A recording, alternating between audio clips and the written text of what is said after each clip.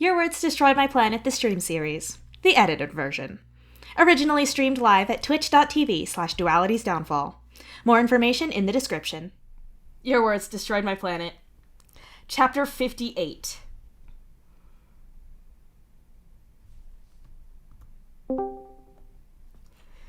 Hey, I'm just letting you know that Solix is being treated in the ward in quarantine now. Equius is looking him over. They want to make sure that it's just a nosebleed and not something more concerning.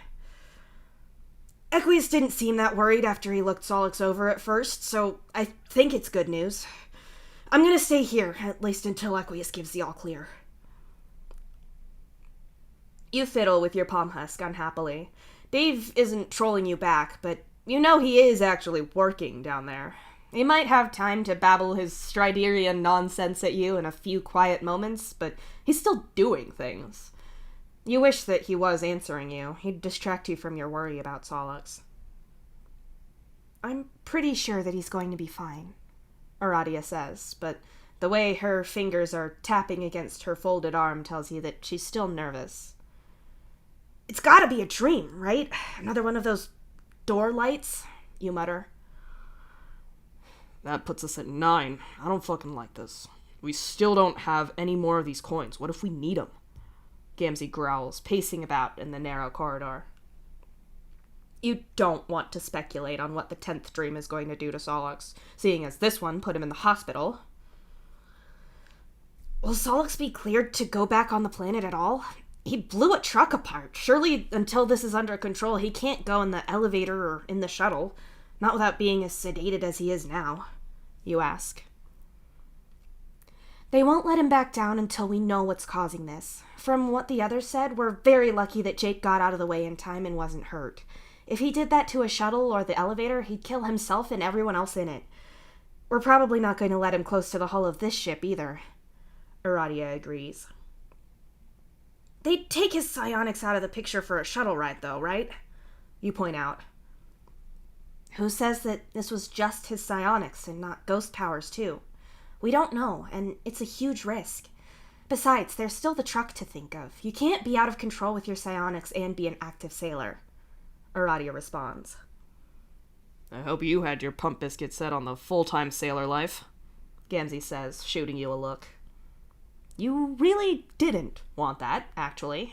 Everyone knows that. Gamzee's just being pissy about the whole thing because you're all stressed out.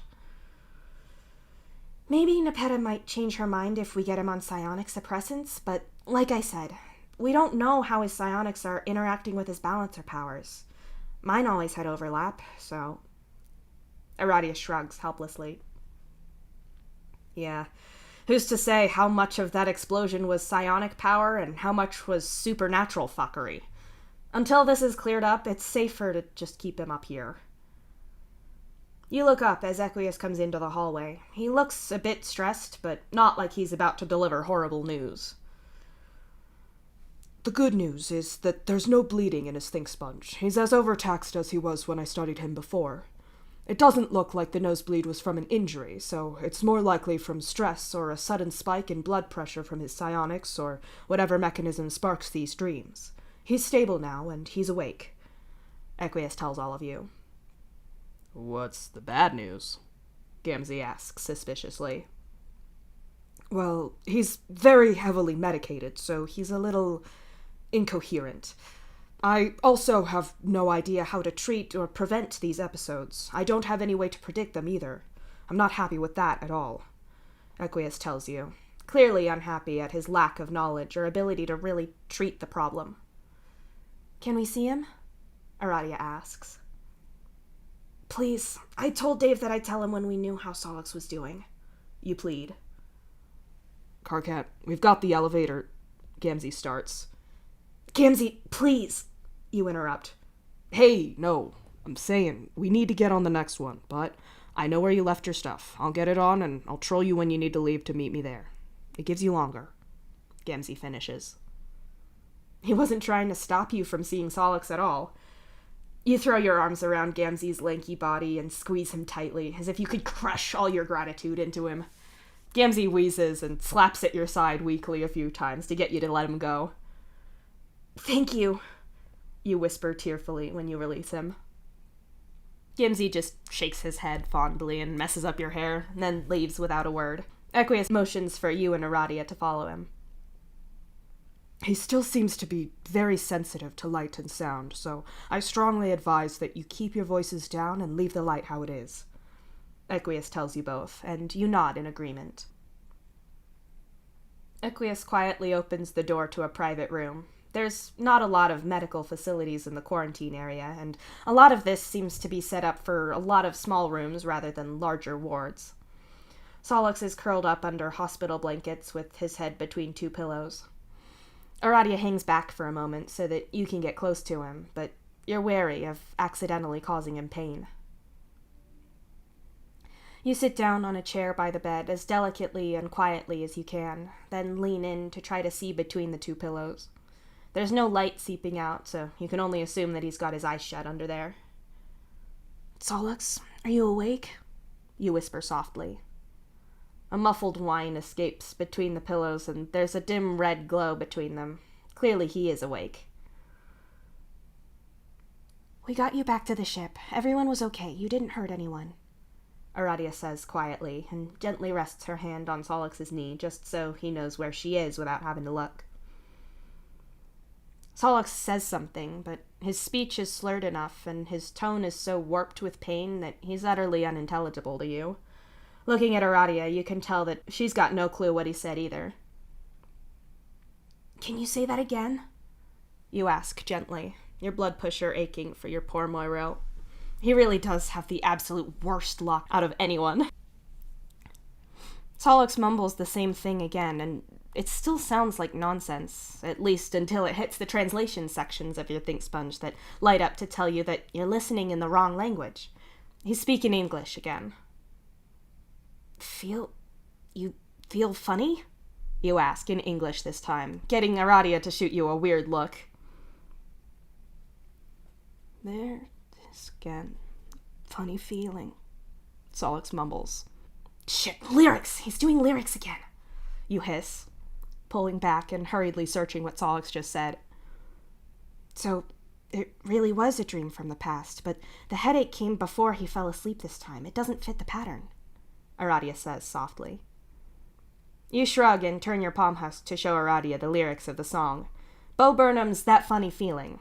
It's not one you know, and the lyrics just look like a weird stream of naming things, which makes you sure that you're missing the cultural background to get all of it at a glance.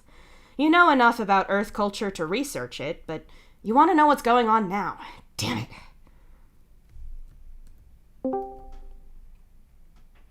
"Roxy, forgive me if I've got this wrong, but I swear Dave said that all three of you are hugely into music trivia from Earth, right?"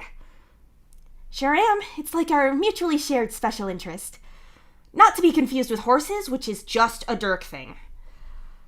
Although, if you're wanting a guess the intro style musical year, then Dave's your best bet. Why do you ask, Car Kitten? I have a song in English from 2021 that I need to know about for reasons. Can you tell me about it? Reasons, eh? But sure, yeah, I can try. What is it? That Funny Feeling by Bo Burnham? Oh, I don't even need to look that one up. Okay, so info dump time. Bo was a comedian / actor / director kind of thing, and he was big into, like, comedy that was about stuff, and he very much grew up on the internet with, like, performing stuff when he was still just a kid online. Basically, the first generation to really be exposed to that, and he had a lot of feelings about his own mental health and how everyone interacted with each other in a new digital era and late-stage capitalism and that, so a lot of the lyrics are about that. Oh, wow, yeah, okay. I can kind of see that. But the thing is that he released that song as part of a performance piece film that came out just when COVID was first getting going, so it was a real of-the-moment thing. But then, after everyone found out about the Void coming to destroy the Earth, a lot of his mournful songs about this stuff resonated in a different way with people. There was this total vibe of, is space just going to be the same problems on Earth, or even the same but worse? That's actually really helpful, if unnerving. Glad I could help, I guess. Is everything okay? Solix isn't doing so great right now, but he'll be fine, according to Equius. Thanks for your help. I've gotta go. Do we know if his dreams are in order? You ask in a whisper. Linear in time? Aradia checks, and you nod.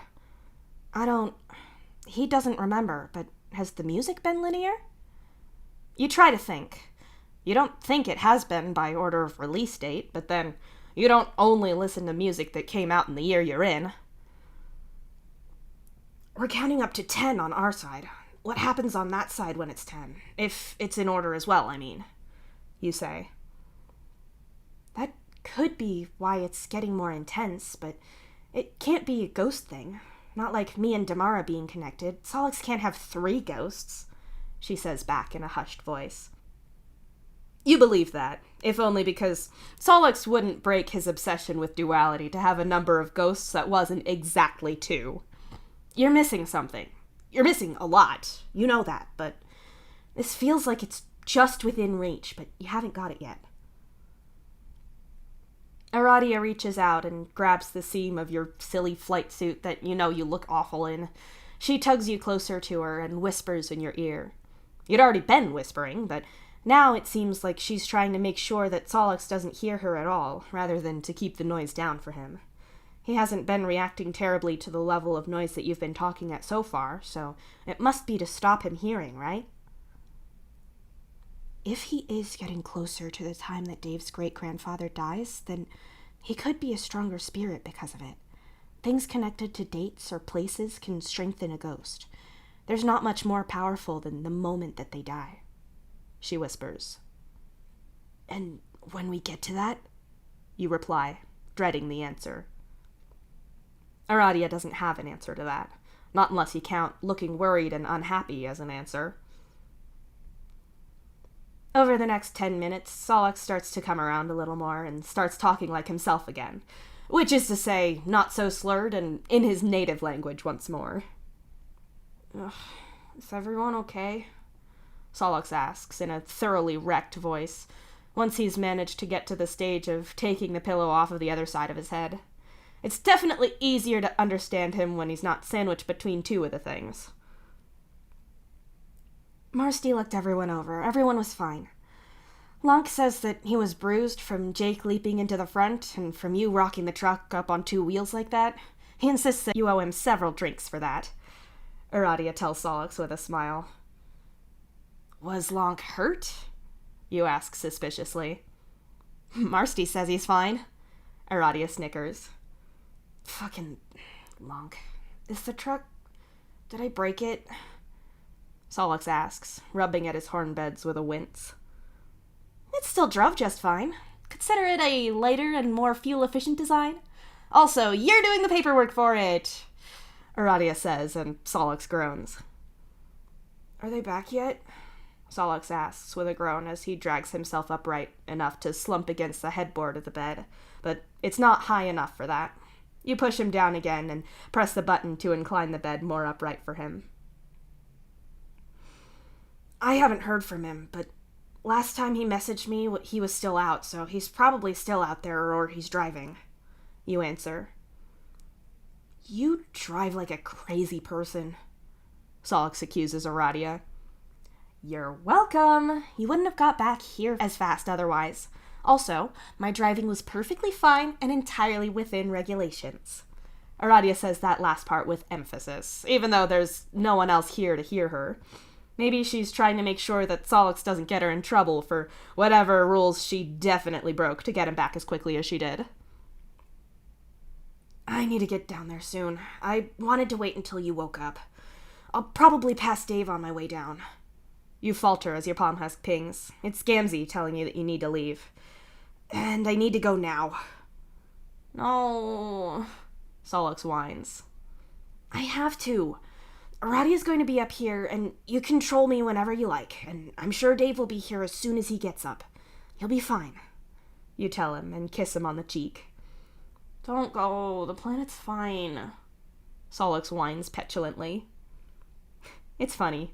Solix is usually so independent and even prickly about his own space, but whenever he's sick, he's the total opposite. You know damn well that he wants you to stay here to sit with him and fuss at him just so he feels better. If you did this when he felt fine, he'd bite you. It's one or the other with him, isn't it? Don't be such a wiggler, you pathetic wreck, you say meanly, then pap his face and kiss the bridge of his nose ever so delicately. You're the worst, Solix grumbles. Oh, I know.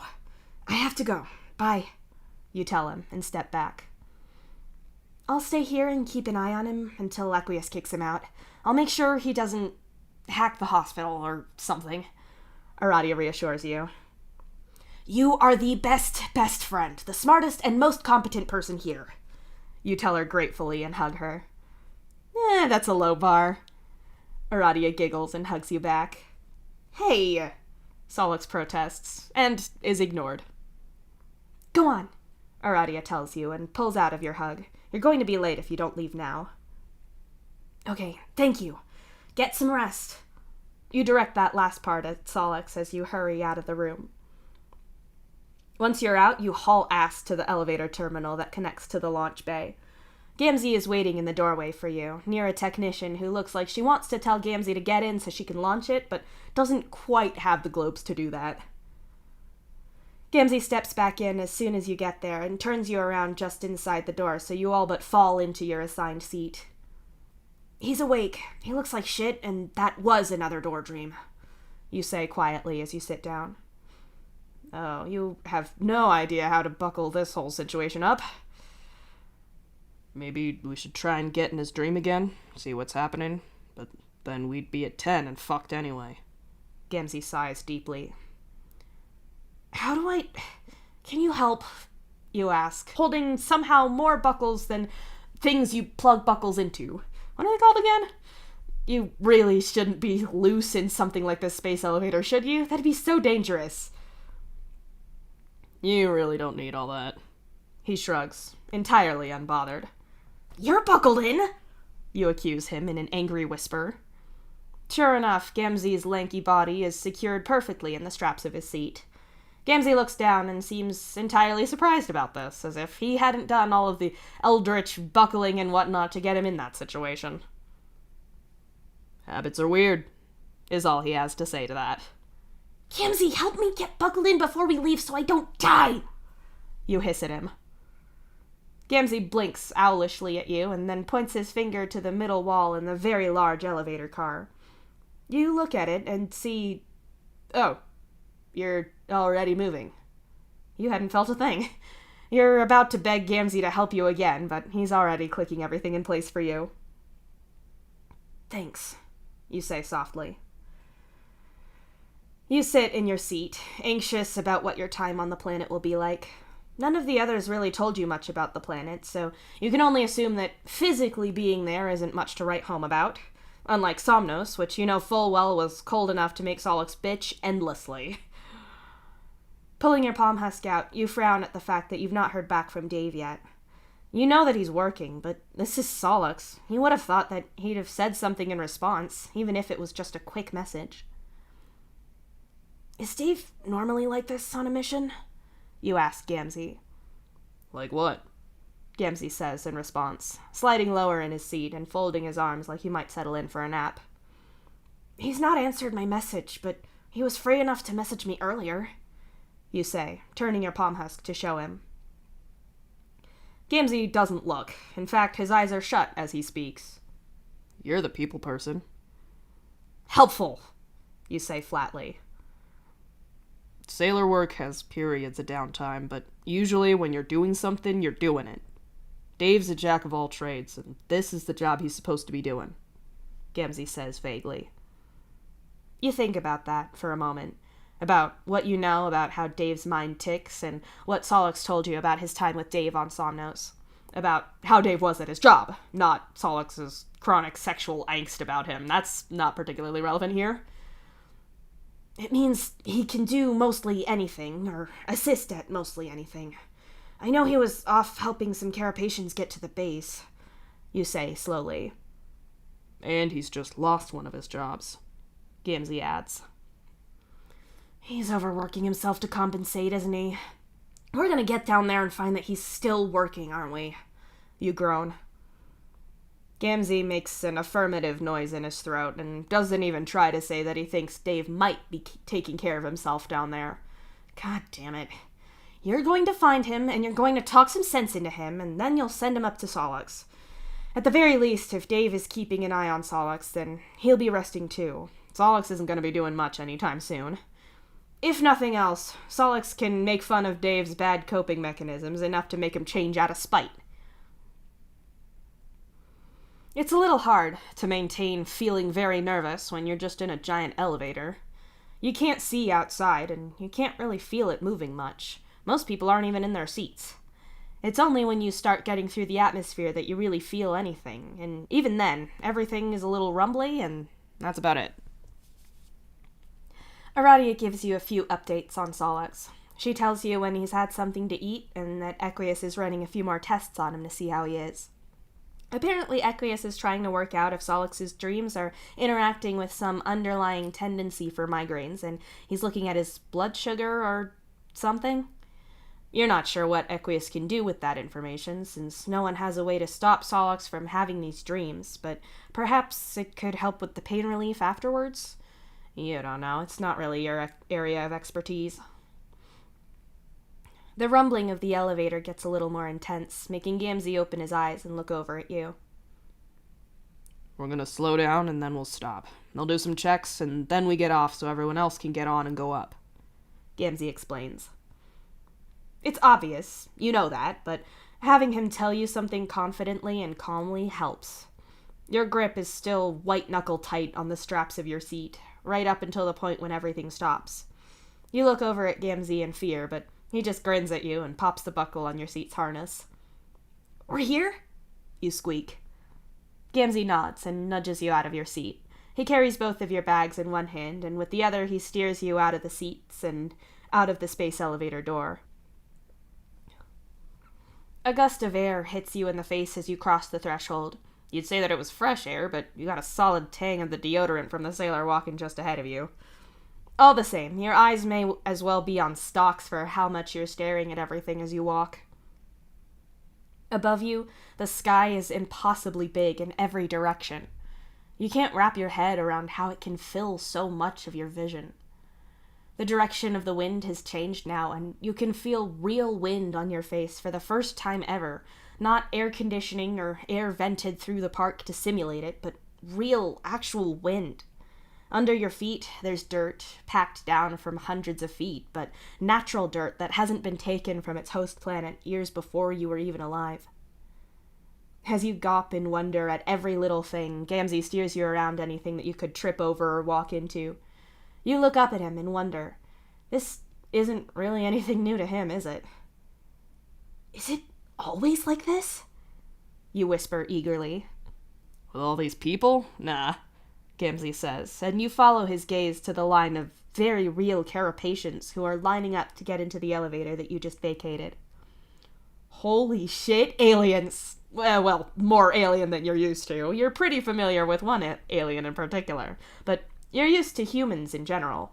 Seeing real, new-to-you aliens in the flesh is amazing. You saw Reader, but they were a ghost. This feels so different. You know better than to stare at people, but you're still incredibly curious and excited to see them.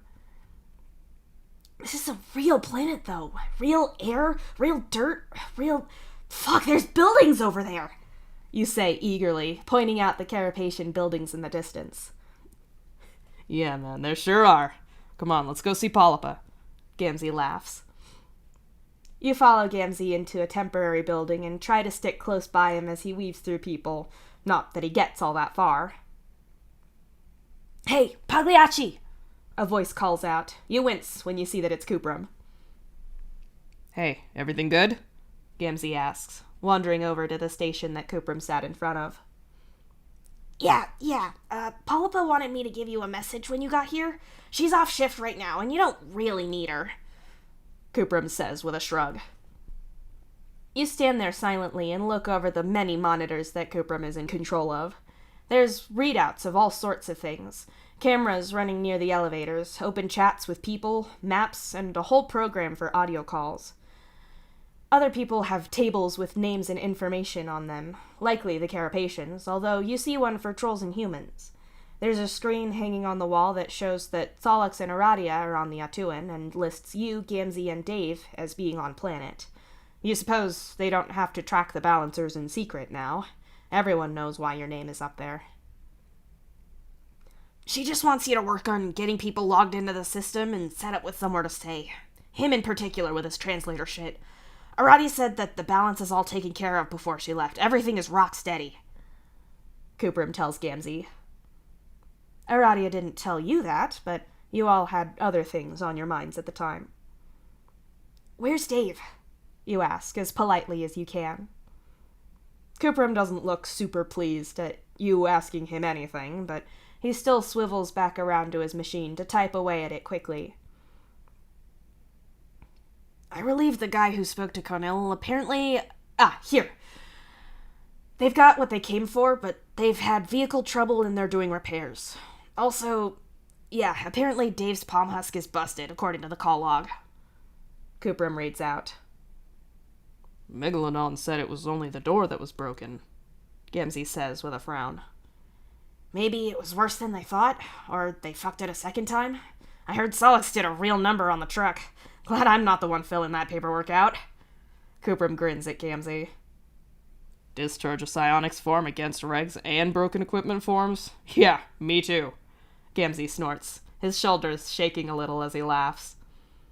I guess that explains why Dave's not been answering my messages, you say slowly, though you're not sure how his palm husk could be so broken that he couldn't use it without it not being incredibly obvious at the time. Wasn't Dave driving? How did he break it?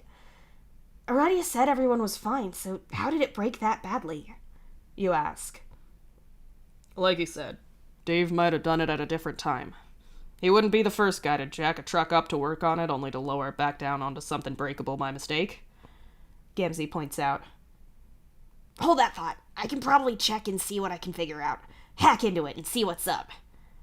Kuprim grins, his expression showing the kind of eager, gremlin mischief energy that runs through Solix's veins. He types away quickly, and a map pops up. Dave's in a city, which matches what Aradia said. Or, you suppose that's where he was before his palm husk broke. That's... Ha! Holy shit, look at his wallpaper! Kuprim laughs, and you see a little windowed simulation of Dave's palm husk screen. His wallpaper is a shot of Solix against a white background of some kind. He's floating a bunch of rocks above his head. Based on the suit that Solix is wearing, you can only assume that Dave took this picture on Somnos. Man, what a loser. He's so thirsty, it's embarrassing. Okay, looks like his palm husk is still functional. He's still got Trollian open to you. The location tracking is still working fine, but... Ooh, okay. Yeah, hardware damage.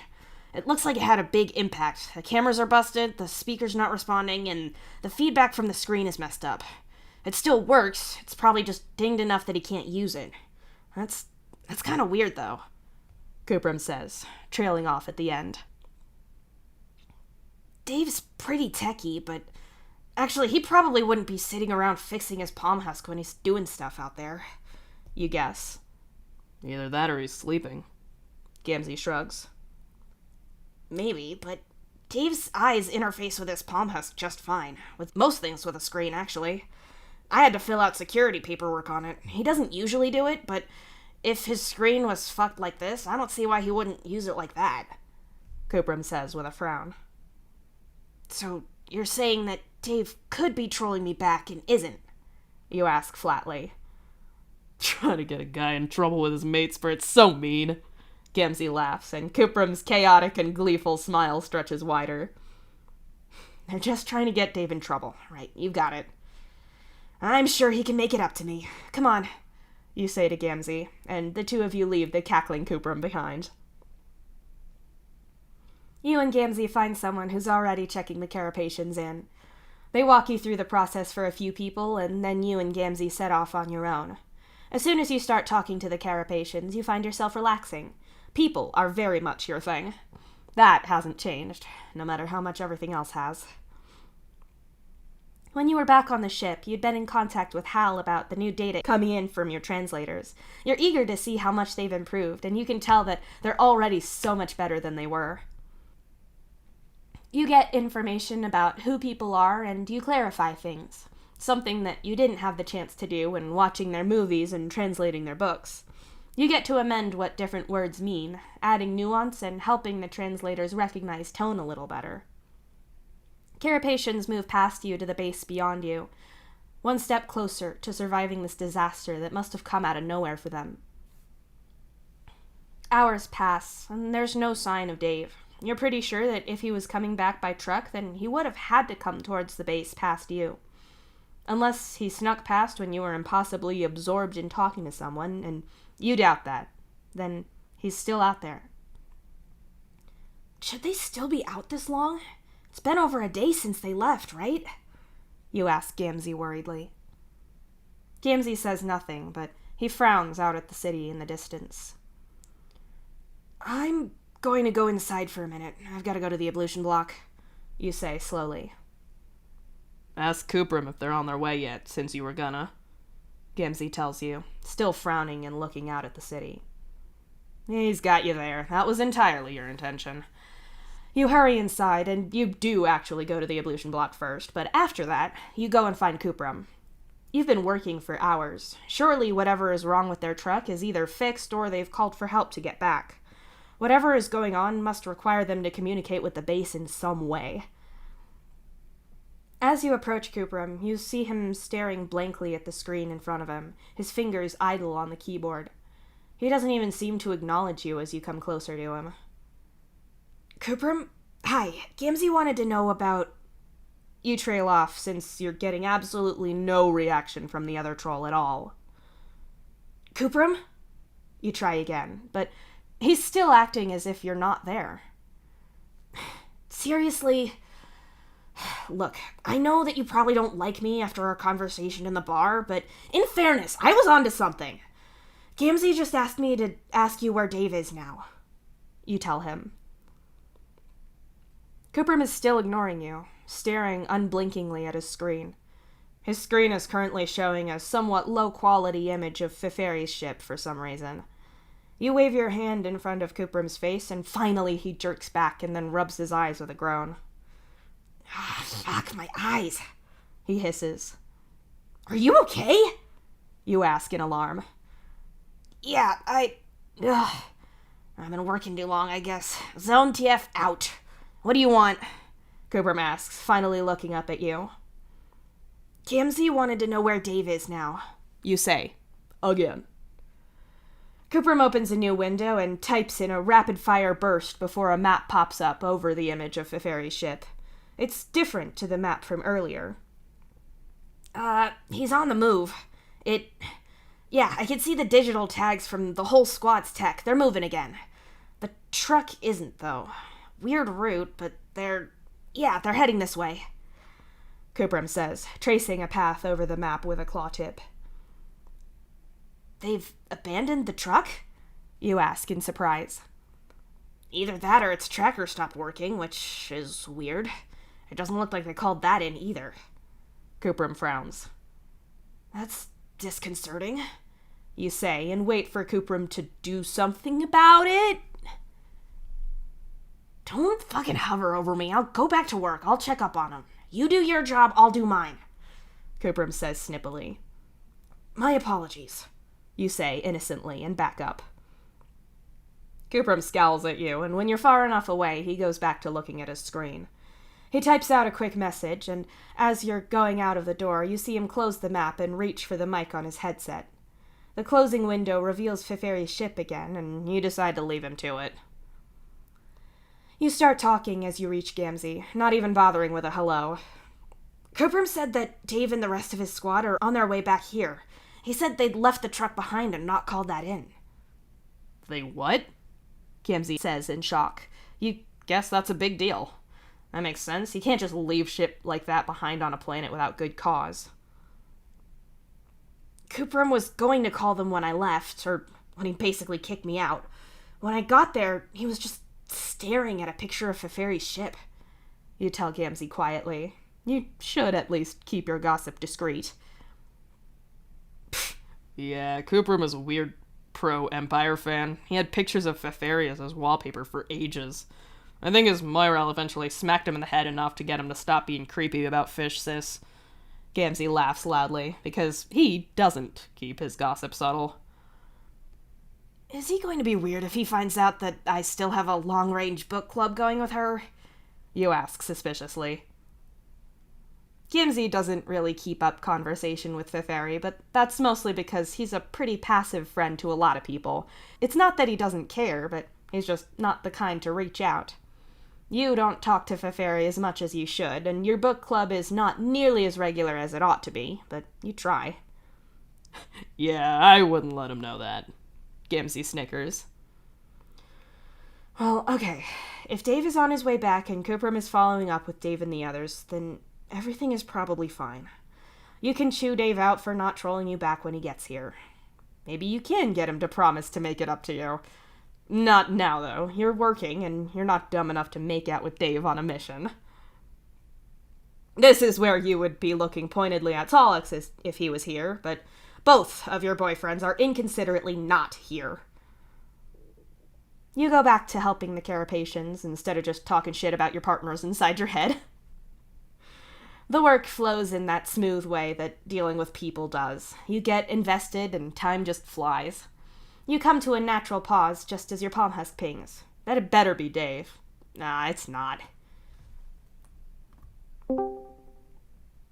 Hey, where's Dave? I'm so touched that you missed me so much. I'm fine, thanks for asking. If you weren't, you would have trolled me already. Also, I can only look at a screen again if I squint with one eye shut, so I'm trying to get to the point. He's not here yet, but Cooperham said that he's on his way back, with his broken palm husk and without the truck for some reason. What? AA says that's weird. Cooperham and Gamzee said so too, but Cooperham didn't really want to talk to me much, and I'm not going into why because these are public messages, remember? But he said he could see Dave's palm husk, and he was calling them. Since no one's come out shouting about it, I can only assume it's fine. Or it's not fine, but it's not fine in a way that generates a lot of paperwork and getting yelled at for people who aren't me. I see. I'm going to wait then, and just go back to sleep, and that's it. You roll your eyes so hard you almost lose your balance. Yes, those are the messages of someone who is definitely letting that go. Definitely not someone hacking into Dave's palm husk or Cooperham's workstation right this second. Incredibly convincing, Solix. A Space Oscar nomination for you. Oh, another message from still not Dave. What exactly did Cooperham say to you? That the truck was in the same place and the others were moving in this direction in a weird route? He said no one had called in about it and he was going to call them. That's really weird. Cooperham's usually really on top of that stuff. Why wouldn't he notice that they hadn't called? I don't know. He was staring at a picture of Feferi's ship when I got in there. He seemed a little out of it, so he's probably just tired, or someone else was handling that, or whatever. Oh, right. I guess he would be really psyched about Feferi being nearby. She hasn't trolled me back either. About Feferi being what? Nearby.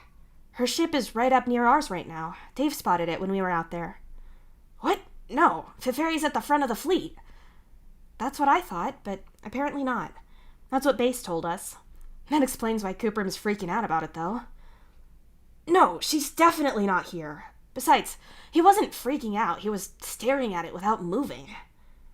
Oh, shit, I have to go. Aqueous is telling Solix off for being on his husk top. Gee, a perfect prediction. Anyone would think that you were the psychic one here. Still, you feel pretty guilty that apparently Feferi came back all this way and you weren't in touch with her enough to know? Carcat Vantis, you are a bad friend. You feel appropriately shitty and guilty for a moment, and then you feel shitty and guilty for not doing your job by helping people get into the base. You're a professional at feeling shitty and guilty about things.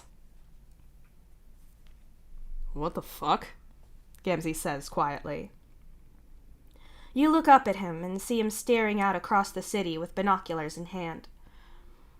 Without a word, he darts into a building, shouting something in words you recognize, but put together they form an order that you don't understand. You hurriedly fumble for your bag and dig about for your binoculars. When you find them, you first look through them the wrong way, and you're very glad that no one sees you do it. When you turn the binoculars around the right way and look, it takes you a second to work out what you're actually seeing. There is a vehicle hurtling towards the base at a frankly alarming pace.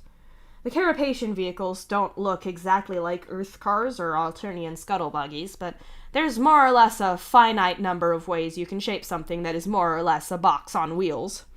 It's not the alien vehicle design that's throwing you. You get what it's supposed to look like. The thing on the hood of the vehicle is most definitely not supposed to be there, seeing as you're pretty sure it's a gun. It's a giant truck, bigger than the ones belonging to your ship. It's jet black in color, and, as you already noted, has a big gun on the front.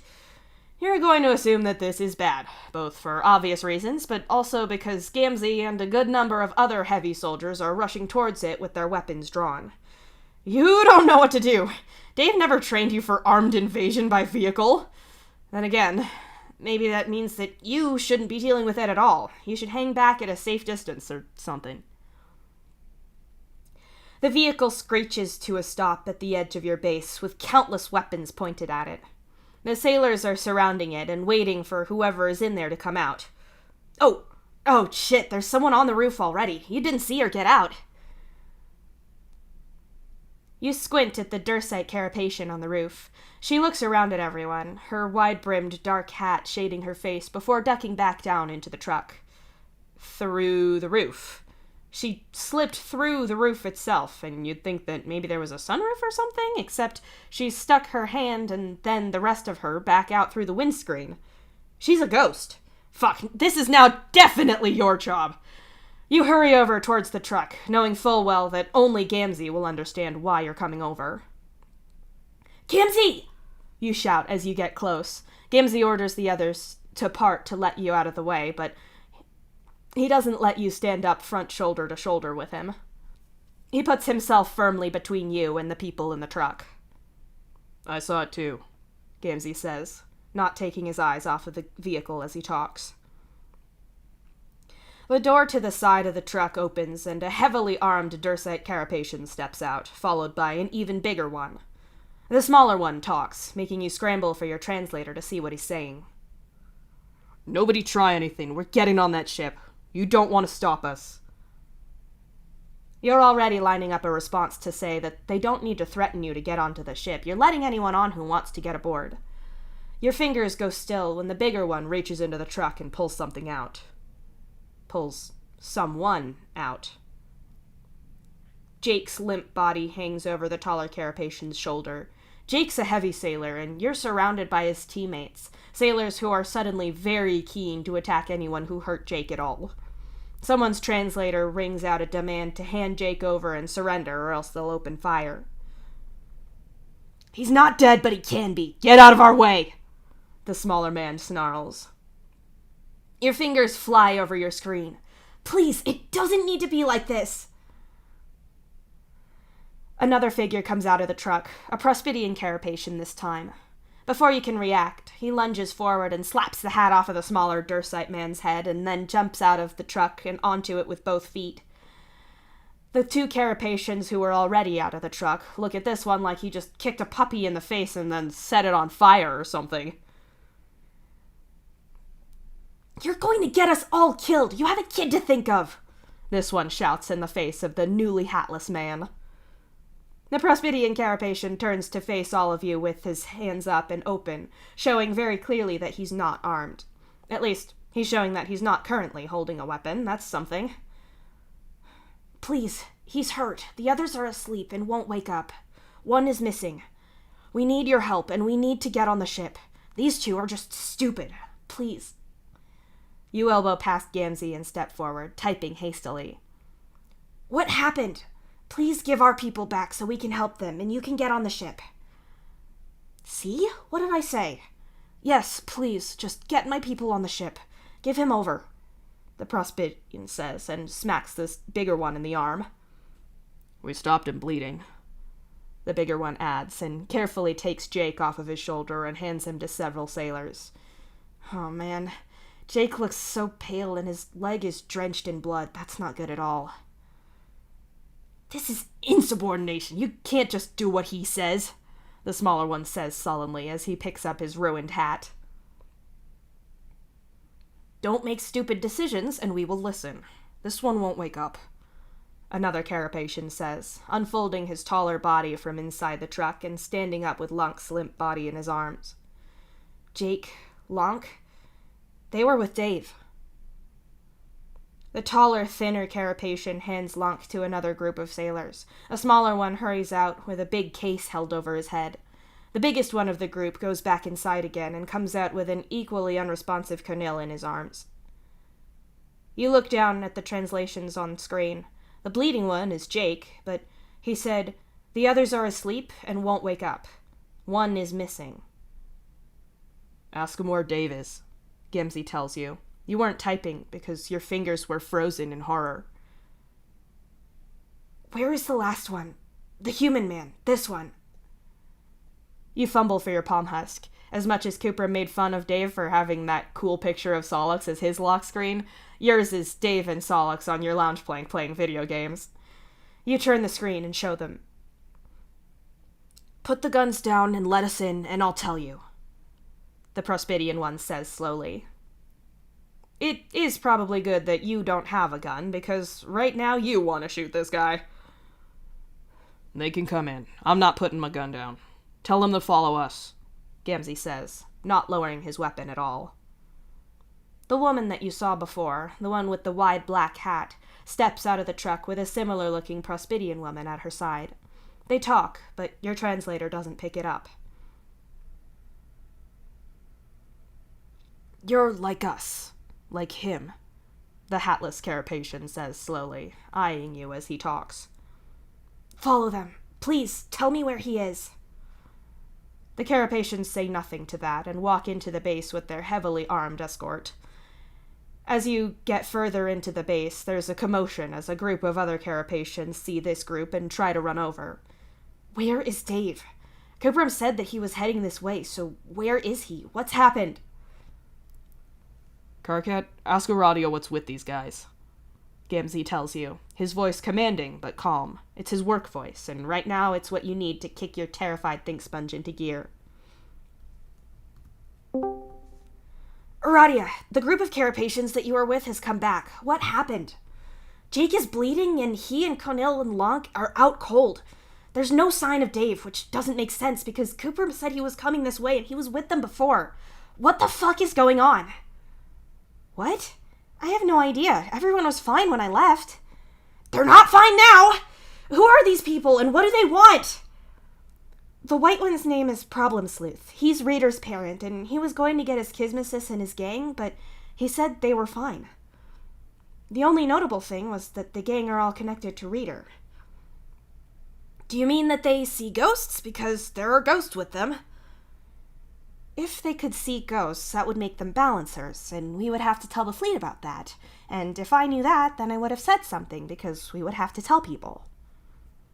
They're balancers, and Naradia's trying not to say for whatever reason. She doesn't know, but she said they can see them too. You tell Gamzee, nodding towards the ghosts as subtly as you can. Tell us where the last person is. He was with you when the rest of the group left. Where is he now? Get them on the ship first, the Prospidian Carapacian Problem Sleuth says. Several of the other sailors start cutting through the line to the next elevator. It's just coming down through the sky now and will be here any minute. Of course, a lot of people are protesting at the line cutting, but you have bigger issues. Actually, there's another Carapacian that you hadn't noticed before, a Dursite in rags with a belt of some kind around his chest. But the one you've been talking to is the only Prospidian in the group, so he must be Problem Sleuth. He helped me get to my... He said your translator didn't have the word, but it's the same thing as him and the guy with the glowing eyes who blew the doors off of the vehicle. Kismesis. Problem Sleuth was looking for his Kismesis. Aradia said that, but it means that Dave talked to him enough to work the translation out and to share about him and Solix. If he told you that, then he must have trusted you, so where is he? Please, I'm in a relationship with him too. Problem Sleuth looks unhappy and hesitates before pulling something carefully out of his coat. It's Dave's palm husk. I don't like this, but this is my people, my child. I have to get them safe. I found this. There were other things, too. A knife, a light. I don't know if we took those, too. You take Dave's shattered palm husk in your hand. As you touch the screen, it flickers into life at the edges, though the screen is too broken to read it at all. It wasn't Dave coming here, it was his palm husk. That's what Cooperman was tracking before. What happened? Where is he? Behind Problem Sleuth, the elevator lands, and seconds later it opens. Problem Sleuth holds his breath as his people step inside, and then he looks back at you again. Someone showed up. Your species. She did something to them. Made the two that are your species act wrong. Like they didn't know what was happening. She made the other two pass out, then she had one of them shot as she argued with your one. We couldn't get close until after they were gone. I don't know where she took him. I shot her, but she got away. I'm sorry. On foot? Can you identify her? Gamzee asks urgently. Can you tell us what she looked like? Did she leave on foot, or did she have a vehicle? She ran off, but the two that were your species broke the vehicle and talked to it sometimes. We couldn't get close, and when we did, they would get weird about the one that got shot. He was still breathing, so we didn't want him shot again. Were Conil and Lonk talking to the radio? Making false reports? She was taller than you, maybe about your height. These were different. This was long. Problem Sleuth points at Gamzee's horns and then at his hair and indicates to his mid-back. If it's mind control, that's probably cerulean or blue, maybe rust, but... You trail off and put Dave's palm husk in your pocket and flick to your own again. You open up your staff registry app and grab the profile of a cerulean in HR. Did she have anything on her that was this color? I don't know. Does that mean something? Could you identify her if you saw her? Maybe. I can tell that she's not either of you, but you all look kind of similar to me. You're all aliens. Sorry. Problem Sleuth shrugs a little at that, looking remorseful. You know that you shouldn't blame him. You found it hard to pick apart carapations in the media you watched when you first started. Your think sponge hasn't worked out how to parse the differences that it sees just yet. Ask when Dave's palm husk was destroyed, and when did she leave after that? Gamzee tells you. What? Why? You ask, but Gamzee just gives you a hard look. When did this get broken? I think... No, wait. She broke it when they were arguing. Not the woman he was arguing with, but the big one of your species that we brought back. Conil broke it, so whoever took Dave made Conil break his palm husk. We have a timeline, Gamzee says quietly. We need to go... You start. We need to get Polypa, and we need to get a room alone. Get Aradia to get Solix on. Gamzee tells you, and pulls you toward the main base as other sailors steer the sad-looking Problem Sleuth to the elevator. What are we doing? You ask, as Gamzee drags you. Something Polypa can't do, not legally. Out! Gamzee opens a door to a room and sees just a few people in there on machines. They all move incredibly fast when Gamzee snarls at them all. That high-blood rattle hiss that creeps into his voice really makes people find other places to be. Call Solix, Gamzee tells you, and starts opening desk drawers and rummaging through them. Okay, you're just going to do what you're told here. Not that Gamzee is intimidating you, but he's clearly got a plan where you have none. On top of that, if there's anyone who can help, it'll be Solix, who is far too smart for his own good and always getting into things he's not supposed to. That's exactly what you need right now. You log into Trollian and video call Solix, something you don't do all that often. He answers after just a couple of rings, but he looks really confused about you ringing him at all. KK, what's going on? He asks. Something's happened. Dave didn't come back with the others, and it was... Jake's hurt, and... You're helpless to describe this situation. It feels too big to even know where to start. What do you mean he didn't come back? Solix asks in alarm. He didn't come back, but his broken palm husk did. Everyone else on his team came back hurt or unconscious. The Carapacians brought them back, but they didn't have Dave. They said someone took him. If we can see what he sees, then we can find him. Maybe even use them to tell us exactly where he is. Can you get into his eyes if I plug this in? Gamzee asks, walking into frame with a cable in hand. Solix pauses for a second, and then his desktop floats into frame. I have some idea of how his eyes work from what he told me. I've never tried getting into them before because it's just wrong. If he's missing, I'm going to bet that he won't mind. His eyes store the footage on his palm husk, so they have to talk to each other. It can't be incredibly powerful before you risk them eating too much power or microwaving his think sponge. So, once Dave is out of range of his palm husk, we won't get anything? We can't see where he is? You ask, not sure if you've understood. Probably, yeah. I don't know how forgiving the range is. Equius designs Dave's different eyes with specific missions in mind, so it's probably decent, but I need to see to be sure. But if I'd designed that system, I'd have it set to transmit to Dave's devices, but if he went out of range, then I'd have it default to any fleet tech in range if it meets the right security level. But I didn't design it. Plug me in, Solix says. Gamzee clicks the cable into Dave's palm husk and into the machine you're using. Solix nudges his glasses up his face, and you can hear him typing. Don't touch anything. I'm in your machine. Let me look... Solix says slowly, though his fingers are moving way faster. Windows start opening on the desktop screen, seemingly by themselves. This all went down just before Dave's palm husk got damaged. That should give you a time frame, Gamzee says, and Solix mumbles his thanks for the information. Aradia shows up, and you quickly re-explain things for her as Solix gets the footage up. He's not allowed to do this, is he? You ask warily, and Gamzee shakes his head ever so slightly. Right. If you come to Polypa with this information, then she can do with it what she needs to. But she can't ask you to look, and she probably would have to order you to not violate what is effectively part of Dave's brain, as it's his visual memory. But if you happen to have already done it, well, then the damage is done. Besides, you and Solix can easily swear that Dave gave you permission ages ago, and simply never thought it would come up. We could say that Dave gave Solix permission to try, spin it as a pitch thing. I'm not sure if that holds when we're dealing with him being on a mission, but... You shrug a little. You're not sure that prosecuting Solix for this would really be in anyone's interest. Oh, there you go, Aradia gasps, dragging your attention back to the screen that now has a video player window open. Got it. The sound is missing because they're his eyes.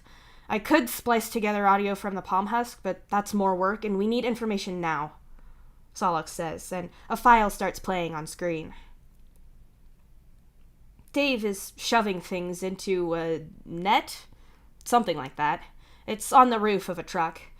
It's really disorienting to see this footage from his point of view, to see him looking down at his hands as he puts things away. It's a view that you've only ever had for your own body. Interestingly, the glowing scales on his hands are missing. You guess that they're not the kind of thing that a camera picks up, even though you know that Dave does see that stuff. He looks around at seemingly nothing and then goes to type. I'm really sorry that the translator doesn't pick up what you're saying, but I can talk to you more later and learn. He's talking to a ghost.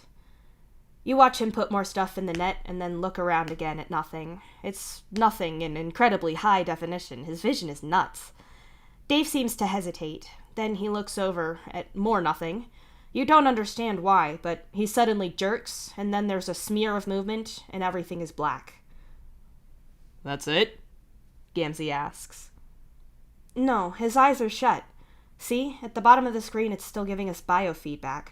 From how fast his pulse is dropping, I'd say that he's unconscious.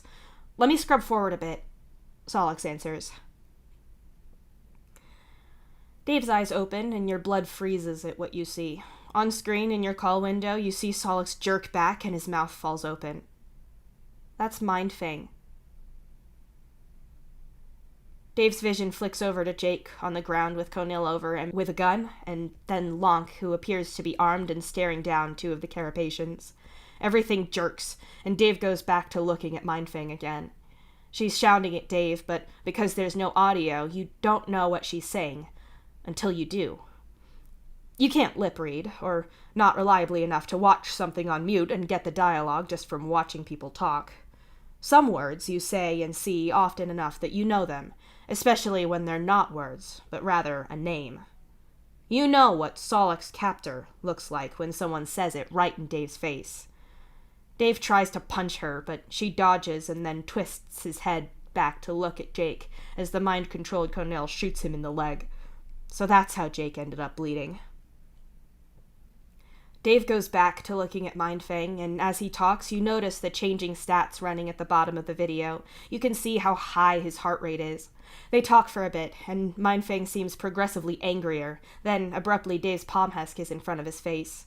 There's a smeared frame of your conversation with him before Mindfang reads it. What were you saying to him then? What did she see? What... Okay, Conil breaks Dave's palm husk, just like Problem Sleuth said she did. Dave continues talking to her, and then out of nowhere he goes nuts trying to attack her. Then it all goes black. What's after that? Where is he now? You choke out in horror. Hold on. He's unconscious again. Mind control like that does that to humans. I'm going forward again, Solix tells you. You watch as the blacked-out footage speeds along. The numbers for Dave's pulse and blood pressure have hit a stable low, and now just flicker a few digits either way as the recording ticks forward at a high speed. Then, out of nowhere, the video player shuts.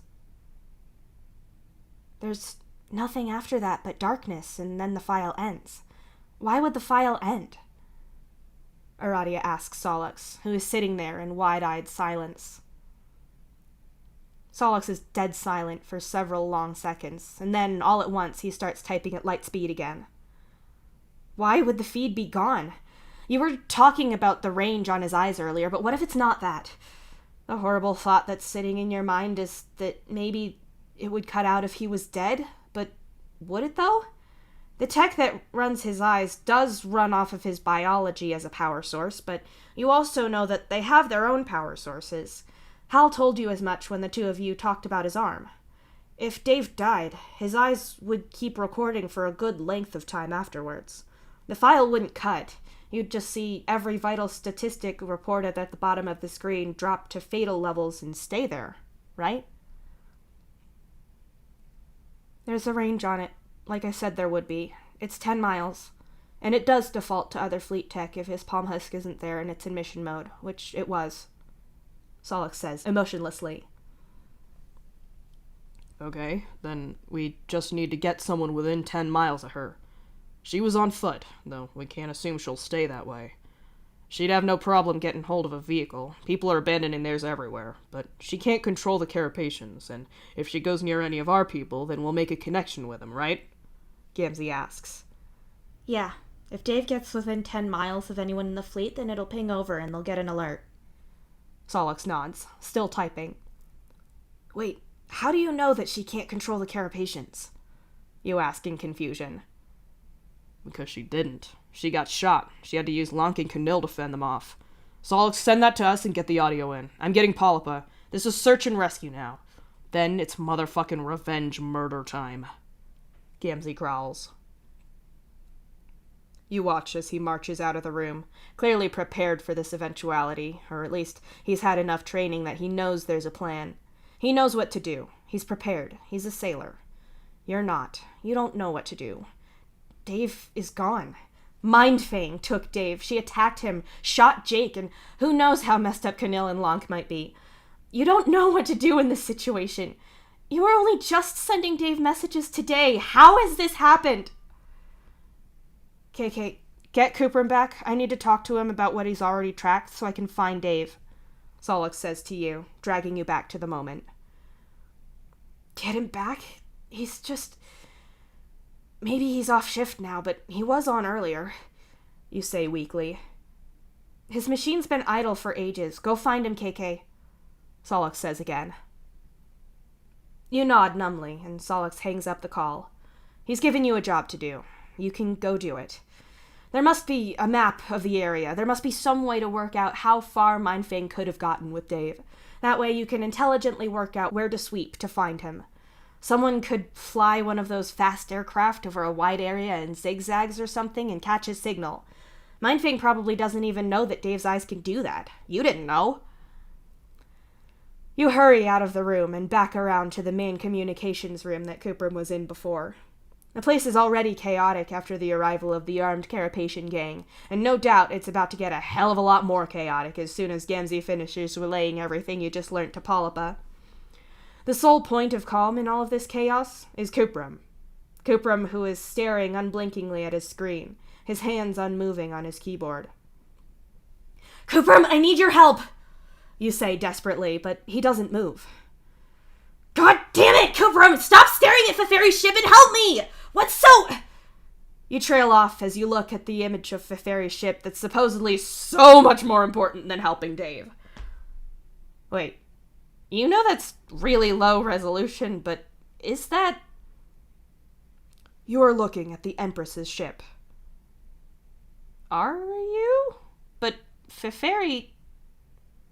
You are looking at the Empress's ship. It's moving away. It's really far away, isn't it? You could look and see, but... You are looking at the Empress's ship. A not there touch runs down your spine, and a voice in your head speaks. Karkat, you feel strange. What's wrong?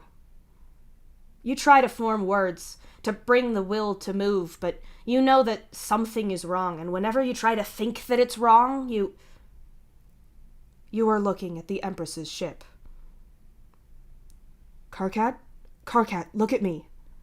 He's not really there. You see him, but it's not visual, really. You maintain eye contact with the picture of the ship, even with him waving his hand between your face and the screen. You can't move. You can't do anything. It's as if you're in a tiny mental box that you can't escape from. Held here to stop you from doing or saying something. You can't think. You can't...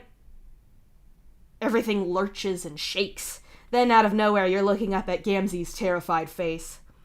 Karkat! Gamzee demands and shakes you again for some reason. Stop that! You yell brokenly as he jostles you about. He was staring at that, Signless tells Gamzee, pointing and gesturing with each emphasized word to get his meaning across, even though Gamzee can't actually understand him. Staring at what? You ask and look around to see Cuprum's screen. Cuprum is staring at a fading view of... Wait, no, that's not the right ship, isn't... You are looking at the Empress's ship. Karkat! Gamzee shakes you again. What? You shout back. Cuprum! Gamzee switches from you to Cuprum, letting you go with one hand to shake him.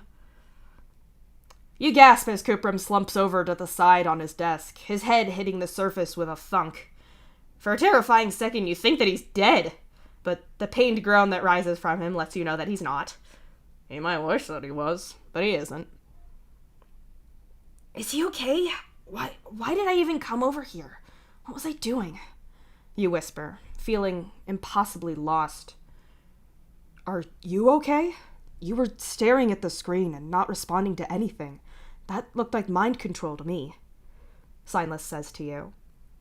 Mind control? You repeat. You don't think you were mind controlled. Who would do that? Why would anyone do that? Why did you come here? Solix wanted me to... He sent me over here to get something important from Cuprum. It was really important. Dave! Oh God! You end up shouting out of sheer horror. You can't believe that you forgot about Dave! Is this Mindfang doing this? How could she possibly... Vriska never had that range. Gamzee trails off in horror. Coopram croaks something from the desk, but it's too quiet for you to understand. You'd be more concerned, but you're trying to remember what it is that Solix wanted you to ask Coopram. He wanted to know what Coopram was looking at, right? Yeah, he did, but Coopram had been inactive for ages, so Solix thought that he was gone. How long has Coopram been like that? He was staring at this when I came by before. That was hours ago. You ask, looking over at them both. You shoot Solix a terrified message to tell him that Coopram's been out of action for ages. He won't be of any help anytime soon. He sends you back the word fuck and closes the chat, clearly going on with his plans without Coopram. What's Coopram? Polypa asks, looking at the Goldblood slumped over the table. Mindfang was mind-controlling him. Karkat, too. Gamzee tells her quickly, his tone all business. Coopram was staring at the Empress's ship on the screen. I came over to ask him something, and then I got stuck looking at it too. You add. Not her ship. Coopram croaks. Polypa leans forward, squints at the screen for a second, and then looks at Coopram. Explain. That's not the Empress's ship. I know that ship. That wasn't it.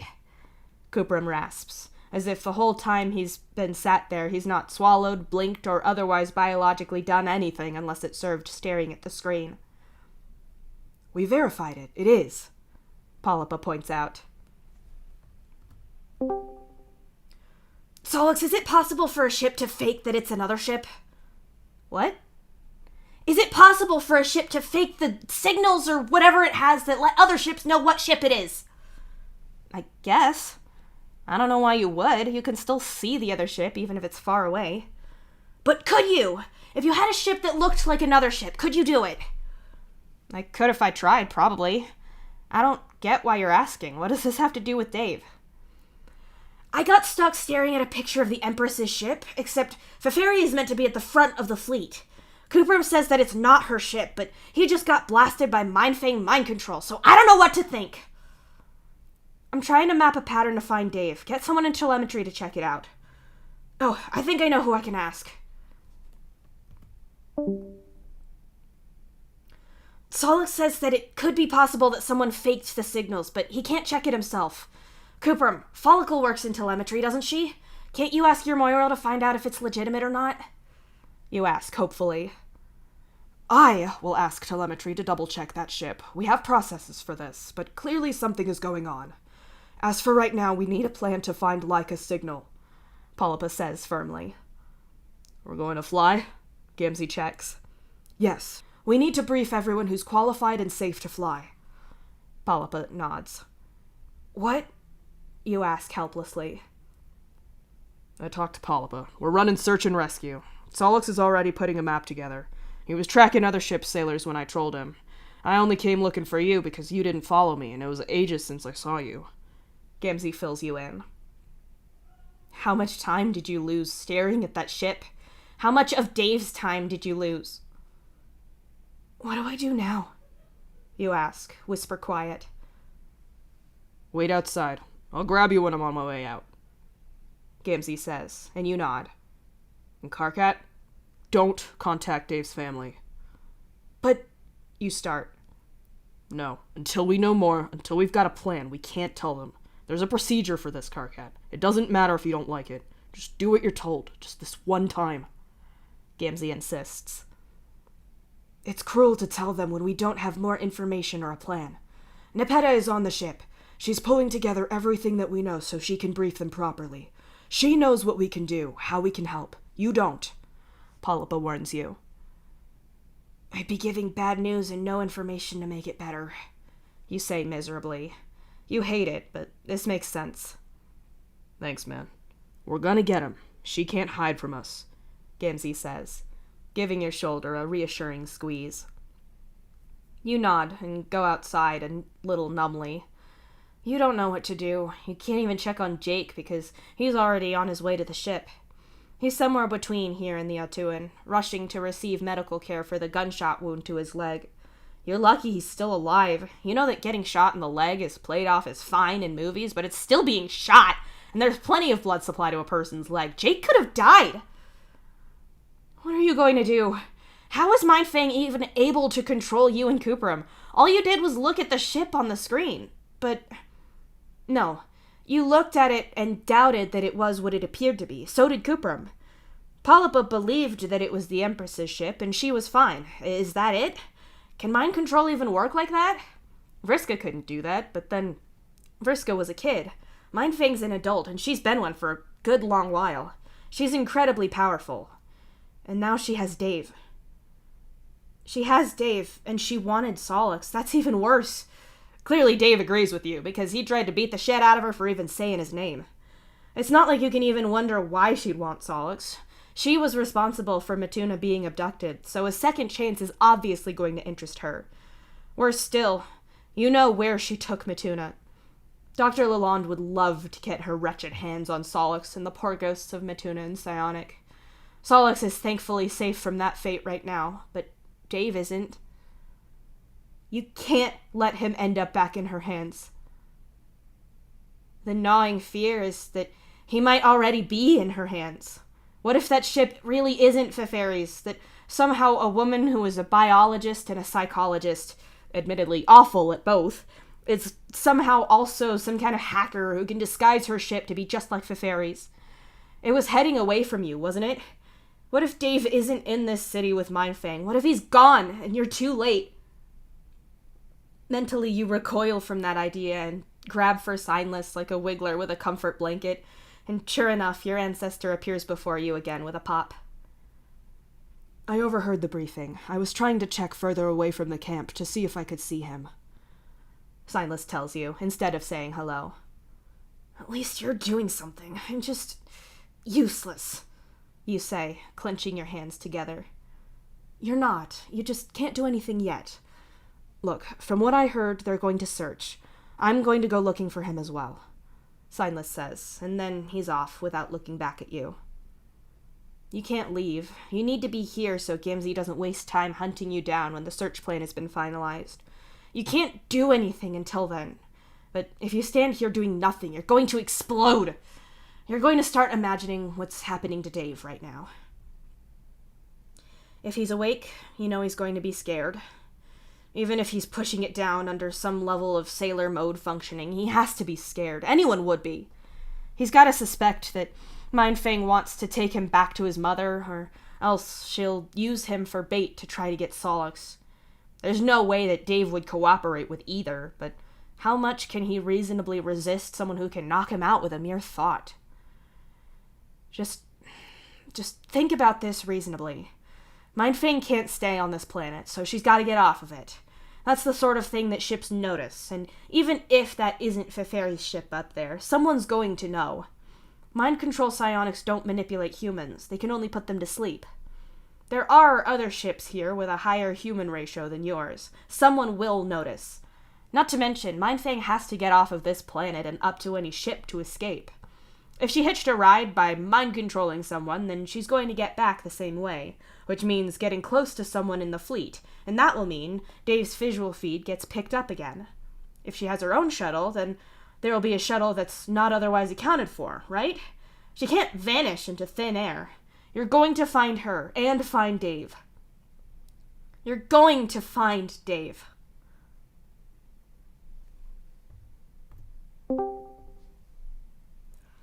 Gamzee is talking to Polypa now about a search and rescue in the air. I think they're working out with Solix what the best search pattern is. I know. Is there anything we can do? Some kind of spooky balancer shit? No. If it was one of us, then I would say that we could try to find him through our dreams. Dave doesn't dream with us since Bro died. I'll still look when I go to sleep, but I don't think that's going to be it. Fuck. I feel so useless. And I feel guilty. We split our team up, even though taking Solix back for medical help was exactly what protocol dictated, and there was no evidence of any hostility that would have told me it was a bad idea. If I hadn't taken Solix back, then Mindfang would have Solix and Dave, if not the rest of us too. If we all went back and reneged on our deal with Problem Sleuth, then Reader wouldn't be on the ship and we would have caused a paradox. This isn't your fault, Aradia. I can't do anything for him up here. I'm just relaying everything that Solix asks me to. How is he? Focused. Does he seem like he's going to fall apart? Does Matuna know yet? Matuna knows. That was really bad, but Damara and Psionic are talking to him.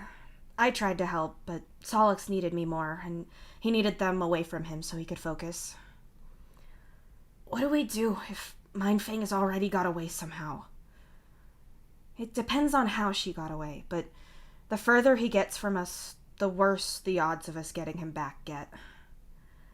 Dave is one person against this whole ship full of people. 2 ships, actually. I won't let us leave him behind. I won't! I don't want that either, Karkat. He's my friend. I'm just being realistic. Unless we have a good plan and good intelligence about where he is, then we can't do a lot. So, we need to hope he's still on the planet, that Mindfang is still looking for a way off, and she didn't anticipate Dave's knocked-out team to get back to the base this early. She wouldn't have known that the Carapacians were with us. Our best bet is that this screws with her plan. Dave has a lot of people on his side up here, even with people who didn't know about all of this. Dave hated all of his information getting out, but people aren't going to like seeing the guy who works to keep everyone safe go through this. Not after the childhood that he had. It won't go well. There'll be a lot of will to find him then. Exactly.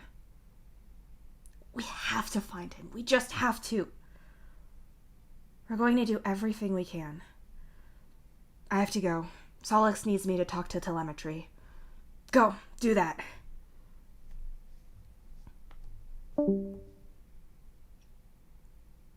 You clench your palm husk tight in your hand, sick with worry, with useless guilt and fear.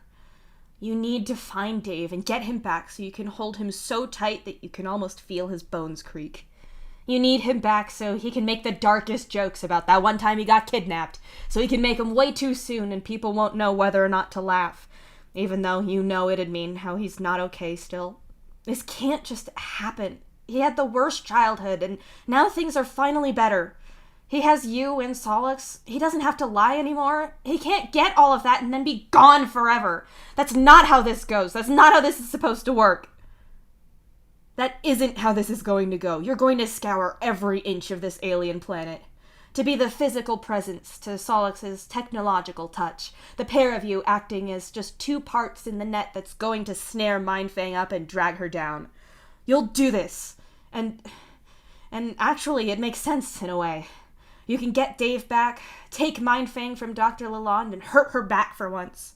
You can bring Mindfang to justice. You can give Matuna and Solix that. Bring some closure to the nightmare that they went through.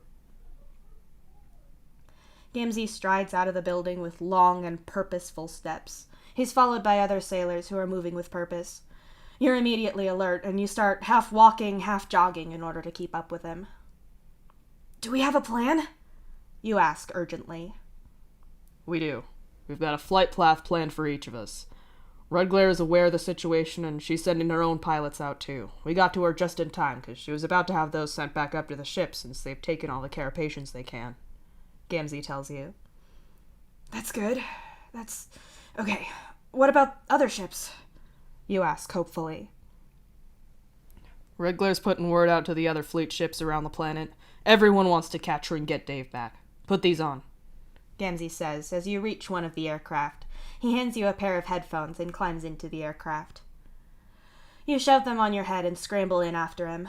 This time, you're more than able to buckle yourself into your seat. As you look around, you realize that the pilot is a cerulean, and that no one around you is armed except for the one human co-pilot. You're trying to avoid Mindfang's psionics. Gamzee is talking to the pilot and to whoever is directing each of the aircraft up into the air. You don't want to interrupt because that's kind of important to pay attention to. You don't want someone taking off when they're not cleared to, only to hit another aircraft. The buzz of your palm husk in your hand gets your attention, so you look down at it. Feferi just trolled me. She's at the front of the fleet. That wasn't her ship. Telemetry just confirmed it. A shuttle went up to it an hour after we lost contact with Dave. That's why the ship was leaving. He's gone.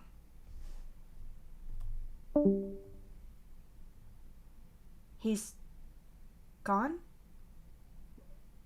Your hands shake as you hold your palm husk out to Gamzee.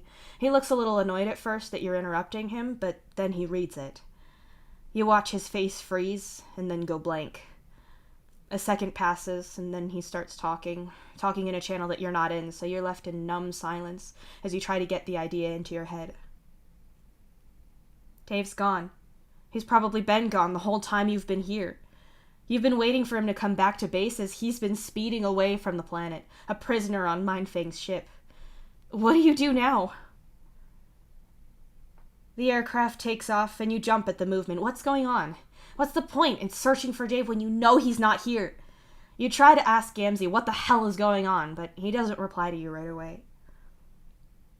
When Gamzee does reply, looking over and clicking something on his headphones, his voice is determined.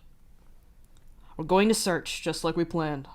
We don't know that Mindfang was on that shuttle. We don't know that she planned to leave on that ship. We can't chase it in the Altuan yet, and we're not leaving Skya until we're sure that Dave's not here. Red Glare's ship is already preparing to chase it. So, we just look here, even though we're pretty sure he's up there? You ask, filled with fear. We can't leave yet. We don't have enough carapations. If Mindfang ditched Dave in a building, but we left to chase a ship he wasn't on. Gamzee pauses and shudders. Imagine him waking up and finding we left him behind, with the void set to eat this place whole in no time. That makes you feel physically ill. You can see it in your head. An injured Dave finally coming around inside some room in a deserted building. Maybe he'd have to break out of it. Mindfang wouldn't want him getting out easily to alert anyone about her after all. You can picture him limping into the street, maybe stealing a vehicle if he could figure out how. Then he makes his way back to the base, only to find it gone. The space elevator disassembled or leading to nothing. He'd have no tech on him, no way of getting help from anyone else, and no way of knowing where any other fleet bases might be. Dave would be stuck here, staring up at the sky on the final day when the void comes to destroy this place whole. He'd know that you'd left him here to die, and you'd know it too when you caught up to the ship that isn't the Empress's ship, only to find him not there.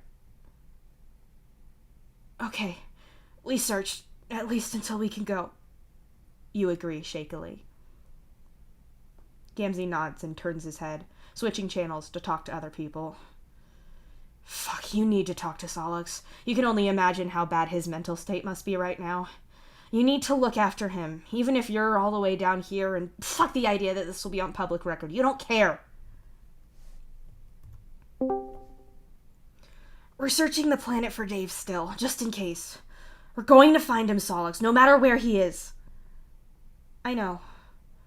AA said that Nep is talking to Red Glare to get her to go after the ship, and as soon as we have everyone on board, we're going to. Right. It looks like the ship has mind control shit going on. Questioning if it's Fef's makes you get stuck in a loop. They're setting up a system in telemetry to work around it. I don't even know how that's possible. I got caught in it too. Yeah, I know, but now we know, and so does Red Glare. She can't pull that trick again. That's good. Solix, can you just talk to me? I'm really worried. We're going to find him, KK. I meant about you. Obviously I'm worried for Dave, but I meant that I was worried about you. This is shitty, obviously. I hate this, but we're going to get Dave back. That's all I'm thinking about. I can't believe this is happening. It's not fair that this should happen to anyone, but hasn't Dave been through enough? It doesn't work like that, KK. The point is that he's smart. He knows that we're going to know he's missing. He'll do something to help. Something like slowing the ship down or sabotaging it, even if it's just staying alive. So all we have to do is find him. You're right. Dave is good in a crisis. I really hope that he put up too much of a fight, or Mindfang was too hurt to bring him to the ship. I hope he's in the city somewhere. I worked out a set of routes for everyone to take. If he's down there, then we're going to find him. I need to keep updating it, actually, as everyone flies along. Right. I should let you get back to that, but please troll me if you need me. I will.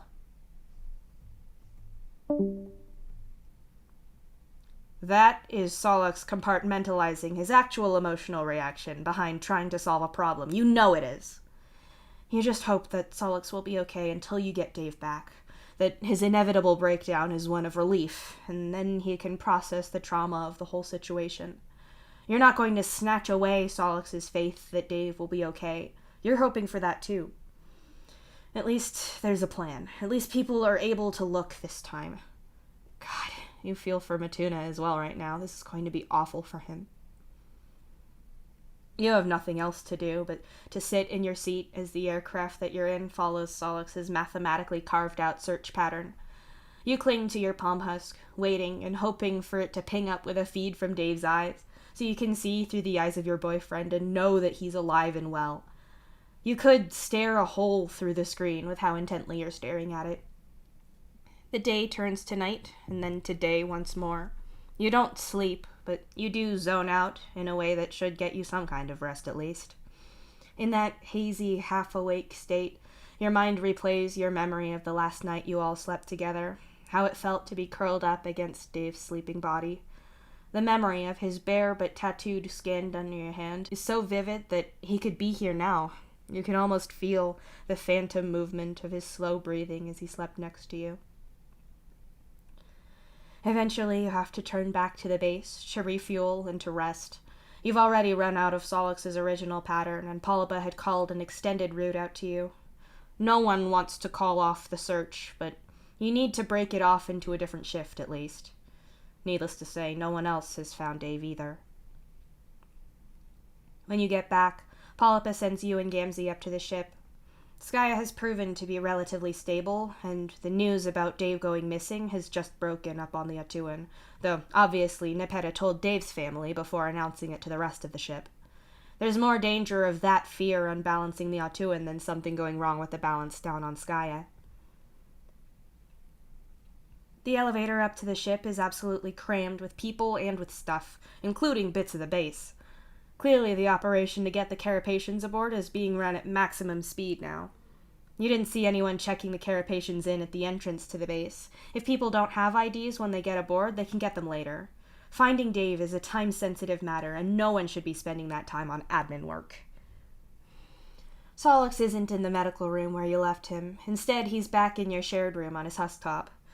You don't know if he's meant to be here or if he's escaped Equius' supervision, and right now you don't care enough to harass him about it. Solix is clearly not about to keel over dead from that vision he had, so if he's giving himself another migraine from overworking himself, then that's just how it's going to go. Solix looks up when you come in, and thankfully there's no hopeful expectation on his face. You don't have to break it to him that you're not here because Dave has been found safe and sound. He clearly already knows that Dave is still missing. We have a good chunk of the planet searched. One of the other ships also had a whole bunch of drones ready, and that knocked out this whole area, Solix says, turning his screen to show you as soon as you sit down next to him. You look on the screen and see the surface of Skaya blotted out with red. There are only a few chunks of black and white land remaining, and most of those are at the poles or in chunks of the other hemisphere of the planet. So, unless Mindfang ditched Dave's hundreds of thousands of miles from here and then left, you say slowly, then he's not on the planet. We have 12 hours until we can start chasing. Less if we don't take any more of our tech from the planet. Red Glare's leaving in pursuit any minute now. Solix finishes for you. He's with Mindfang, and probably his mom too, then. We're pretty sure on that? You check. Pretty sure, but that's fine. We know where the ship is. We're going to stop it and get him back, Solix says firmly. Can we even do that? I'm pretty sure that the last Empress's ship was pretty formidable and armed to the teeth. That's the ship that it really is under all of that, right? You check. The Atuan isn't a combat vessel. She's a flying home. A country encased in steel. Sai already told me about that. The weapons don't work that much now. They're too power heavy, and they don't have a captor in the helm anymore. Besides, we know where they are and what they do. We can stop the ship. Solix says simply. Stop it how? You ask. Solix looks at you, and for the first time you see and hear just how much desperation is driving him. It took a captor to fly that thing properly. They don't have one now. I can absolutely grab it and stop it. And not just me. Every psionic with any power is going to want to grab that thing. Please don't hurt yourself. I can't handle that too. You whimper and grab him to pull him close. I won't. We probably won't even get there before Red Glare does, and they are armed, and they're only going to pick people that Mindfang can't control, or even fly their smaller shuttles remotely. We're getting him back, Solix says calmly, but hugs you anyway. Have you talked to Dave's family yet? You ask him after a minute of squeezing him tightly against you. Hal, Dirk, and Roxy were helping me plot routes for the ships and the drones. They've been talking to Equius about trying to get something made that'd ping Dave's eyes and maybe give us a bigger range, or a way to talk to him. We could maybe send him a message through his eyes. That's their thought. I think that got killed. Too much of a risk announcing our plans. Solix tells you. How are they, though? You press him. They're upset, obviously, Solix says, and you see his face flicker before the expression shuts down. But we're getting him back, so they'll be fine then. Well, not fine, but... Solix can't even hold other people's anguish and grief about Dave's situation in his head. He's not even entertaining the idea that you might not get him back. Clearly he can't bear it. You excuse yourself to have a shower and leave Solix to his calculations. You do want to get clean, get the fierce sweat off of you, and try to reset your mind a little. Mostly, you need to lose your shit in terror in private for a few minutes. You need to sit on the floor of the shower with your fingers shoved in your mouth to muffle any sound that the shower spray doesn't cover as your teeth dig into your skin as if you could gnaw the fear that you may not get Dave back after all. Because what if you don't catch Mindfang? What if she does something that really does throw your ships off of her tail? Or what if Dave's awful mother decides that she would prefer that Dave was dead rather than alive to testify against her? What if it all goes wrong? Your terror washes down the drain and you dry yourself off, firmly committed to helping Solix keep it together. You try to talk to Dave's family, but you don't have any new information for them, so you're not any help at all. After about 6 hours, you convince Solix to sleep, even though that only turns out to last for a few hours before he's back at work. You stand in briefings about the structure of the former Empress's ship, about what defensive and offensive capabilities you can expect it to have. You stand there and look at images and schematics of the ship and wonder where Dave is being held, how he is, what he's going to be like when you get him back. There's nothing you can do to make the last few elevators of people come up faster, so you strategize about what you'll do when you get Dave back. You try to think about what he'll need, what you can do to bring him comfort and help him feel safe again. Maybe he'll want to stay with his dad again. Would Mr. Egbert let you sleep on his lounge plank so you could be nearby if that happened? Will Dave want you to touch him so he can feel that you love and care for him, or will it all be too raw? If it's the latter, then you need to make sure that Dave knows that you're willing to do anything to meet him where he's at. It's about him, not you. It's better to think like that, and you're not the only one. Gamzee paces the briefing room as the ship starts to move, and Aradia is staring fixedly at the screen as she picks at the skin around her claws. Lonk and Cornel come into the briefing room, and they immediately gravitate to your group. That is to say, the group that was with Dave on their mission into the city. Now there's the half that left Dave and the half that was with him. Is Jake still in the hospital? You ask Lonk quietly. He should be out now. They were getting ready to let him go earlier. He's inconsolable. His husband's with him. They're watching all of this there. Lonk answers quietly, his tone subdued. It's not his fault. None of you did anything wrong. You can't fight that control. Solix says almost absently. He's staring at the screen, his gaze unbroken the whole time. He's got Matuna's plastic decoder ring on a necklace. He's holding it up near his face and flicking between blindly fiddling with it and absently tapping it against his lips. He seems restless and agitated when it comes to his body language, but his tone is almost dreamlike. You can see this mental health crisis coming from light years away. Lonk gives you a look, but you shake your head ever so slightly at him, willing him to leave it alone. We're off, Solix whispers as a ripple of hushed conversation runs around the room. Sure enough, the screen shows that you're now moving towards the ship. Both your ship and Red Glare's are chasing Mindfang's ship down. You're going to get to Dave. Red Glare will bring them both to justice, and you're going to relish that fucking day. You'll turn on all of the video feeds from outside the ship and watch Mindfang and Dr. Lalonde as they're spaced with extreme prejudice. I heard we've started following them, Signless says, suddenly at your side. I thought you'd be with Psionic and Matuna, you say, glancing at him before looking at the screen again. Psi's handling Matuna, and Matuna wanted to know how this is going. He just can't bring himself to watch, which is entirely understandable, given his past, Signless explains.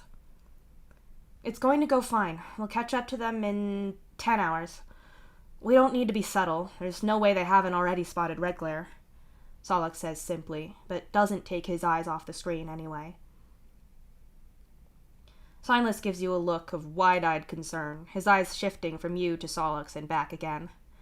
Evidently, he is as familiar with captor mental states as you are, and it's obvious this isn't good. 10 hours is far too motherfucking long, Gamzee growls as he paces back behind you and Solix again. Red Glare will be there sooner. 4 or 5 for her, Solix points out, still staring at the screen. Gamzee doesn't have an answer for that beyond a bassy, voodoo-leaking growl. Gamzee, the voodoos are not helping, you say through gritted teeth. You're kind of putting me on even more on edge, Gam. Aradia agrees. Sorry, just... Gamzee pauses and knots his hands behind his neck, screwing his eyes shut as he talks carefully. Thinking about him over there is... Any time is too long. He saw Conil throw his palm husk, and the screen was still on then. He'd have every reason to think we'd know where he was. He'd know we'd get Lonk and Conil better. He knows we're coming, Solix says simply. I couldn't do anything to stop. I couldn't get her off of him, and Jake... Conil chokes up. You know that Dave won't blame you. Either of you, you tell her and Lonk. What does that have to do with how guilty we are? People can resist psionics, Lonk hisses. Strength matters with psionics, Lonk. Maybe you can resist some low-level mind control or weak chuckle voodoos, but she's on another level. It's not your fault, Aradia points out. Lonk looks away, but he doesn't look convinced. You suppose everyone's dealing with their own emotions with this. Some are handling it better than others. Solix is clearly unbalanced right now, but practically speaking, he's functioning. Gamzee is more concerning to you at this moment. You watch him carefully as he scratches at the back of his forearms over and over. He's doing it absently as he stares at the screen, like he's not aware that he's doing it. Gamzee, you're going to hurt yourself, you warn him quietly. Gamzee looks down at his arms, freezing mid-scratch as you say it. He pulls his hand back away from the purpled, angry skin. Thinking about this stuff makes me itch, he mutters, not really explaining much. You remember the videos that you saw before, of the experiments that Dr. Lalonde conducted on Dave? The ones where she'd shock him for not being able to see things through Bro comes to mind. Didn't she shock his arms? Hasn't Gamzee seen Dave's nightmares a good number of times too? Wouldn't he know about that? You don't really want to ask, partly because you don't want to upset Gamzee further, but also because bringing up the literal torture that Dave is likely dealing with now is hardly a good idea. Sure, you all know that's what's probably happening, but no one wants to talk about it. You turn your attention back to the screen, even though watching it won't make you get there any faster. How many minutes and seconds will it be until Dave is safe aboard your ship or red glares? How many intolerable seconds is that? Gamzee is right. Any amount of time between now and then is too much, but you can't make it go faster by sheer force of will alone. I wish I could get there and see what's happening, Silas says softly. It's too far away for you to do that, Aradia says. I know, Silas sighs. You wonder just how much speed Mindfang's ship can put out. With 2 ships chasing her, there's not going to be much she can do, surely. Then again, if she really floors it, then you're going to have to deal with knowing that there's some poor bastard in the helm paying for that. There's really no clean way out of this, only a comparatively better outcome. Silas takes a step towards Solix and then freezes. Before you can even form a question as to why he stopped, you feel it. It's as if someone reached inside of your torso and started to gently pull your guts out. Devastating, but subtle at once. Then, all at once, it's like free fall, and on screen, Mindfang's ship vanishes in the absence of a flare of light, momentarily blotting the stars out with darkness. Everything on screen that was tracking the approach to Mindfang's ship is going nuts, signal lost and error symbols everywhere. They jumped. Like we did before. Gamzee breathes. Telemetry! Solix yells and flies out of the room in a smear of red and blue. You sprint after him, with Gamzee and Aradia just ahead of you. Your feet pound the corridors as you sprint to telemetry. You need to know where that ship has gone and how you can get there. What's happening now? You're breathless, but you can't stop, not until you skid to a halt in the doorway of telemetry. As you gasp for air, a thought hits you like a sucker punch to the gut. Dave taught you how to run properly, and this is how you use that skill in your first real emergency. The whole room is abuzz with frantic talk, people shouting things back and forth to each other in technical terms that you don't understand in the slightest. Solix is already in there, leaning over someone's shoulder to peer at their screen. Across the room, Nepeta is calling out questions and getting answers back. You tug on Aradia's sleeve and look at her for an explanation. She listens for a moment before speaking. They're looking to see if they can see where he's gone. If the ship hasn't gone that far, then we should be able to see them, but... But? You ask, your voice trembling. They could have gone anywhere. If they were close by but hiding behind a planet, we would still be able to see that they're there. They'd have found them by the time we got here, she says, waving at the room of people. So they're further away than that. In any direction, except probably not toward the void itself, you say, as you try to fully comprehend just how much space that is. You 5 jumped the ship so far ahead before, and you and Solix barely knew what you were doing. Who knows how many people that ship has on it, and how much experience they have with this. As far as you knew, this whole thing was unprecedented. But then, this does go some way to explaining how Mindfang always eludes capture, doesn't it? We're scanning half of the... If you imagine our ship and red glares in a sphere, we've divided the space outside of it into 2 hemispheres. They're checking one half, and we're checking the rest. The telemetry search runs faster that way, Aradia explains. How long will that... You falter as Solix's body language shifts. He pulls back from the screen a little as the person looking at it stares in horror. La Autoridad reporting no sighting in their scan, someone across the room shouts. Nepeta looks at the person who has Solix leaning over them. They shake their head, and the whole team around them look devastated. Nothing. There's no sign of the ship, one of the other telemetry team reports. Dave, Aradia whimpers as Gamzee shoves past you out into the hallway. The doorway is still open, but he's leaning against the wall and hyperventilating. No, you've done it wrong, or there's something you haven't thought of. Move! Solix insists and shoves the telemetry person out of their seat and takes their machine over. Check again. Adjust what you can. If there's no sign in an hour, then we have to call it, Nepeta says unhappily, and everyone goes back to work. Everyone who hasn't just had their workstation stolen, that is. Call it? You ask in terror, though you already know the answer. If we have no idea where to look, then we can't look for him. We can't stay in one place with the void chasing us. We'll have to move, to consider him lost. In the line of duty, at sea. We'd still have the ship marked, and if anyone saw it, we'd know, but you can't leave a coffin like that open forever. We couldn't chase Matuna, Aradia says quietly. Her voice is steady, but a reddish tear spills down her cheek as she talks. That's not how it fucking works. They don't just miss ships. Now or an hour from now. It don't matter. We're not getting him back. Gamzee snarls, his voice seesawing and his chuckle voodoo slipping out properly now. You take a step back and slam your hand into the button to close the door. The telemetry team needs to focus, and they can't do that if Gamzee is making them go nuts with fear. They're going to keep looking. He hasn't vanished. Maybe we don't get to him today, but... You start. No. Gamzee cuts you off, his teeth bared. You don't know what to say to him, and honestly, you don't know how to comfort someone else through the idea that the man you love may actually be gone forever. Dave hasn't vanished, but if you never find him again, then that's just as terrible.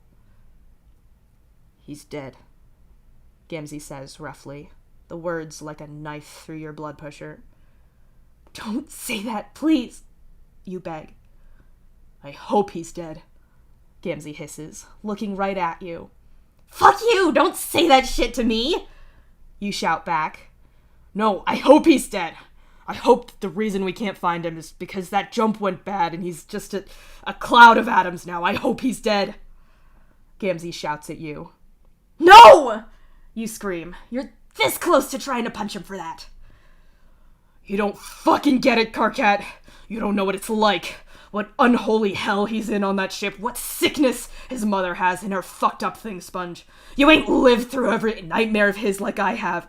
How many nightmares do you think I screamed awake from were his? I know what she's gonna be doing to him. What twisted ideas are gonna make her fry his skin, monitor every little thing, test whatever she motherfucking likes. I know what's going on, and we don't know where he's at. We're not hours from him, so I mean it with all my soul, Karkat. I hope he's dead. Gamzee roars at you, his eyes blazing red with high blood fury. You sob. It's such a stupid response, but you can't help it. You can't get away from the anguish of Dave's situation anymore, and clearly Gamzee can't either. As your tears start flowing, Gamzee folds in on himself and slides down the wall with his hands over his face. He cries, and it sounds wretched and awful. Don't say that. I can't. I know you're right, but I can't. I love him. You sob. I can't, Gamzee says thickly, smearing his face paint as he rubs his tears away. Gamzee stares blankly ahead at the corridor wall before speaking again in a hollow voice. Can't love him.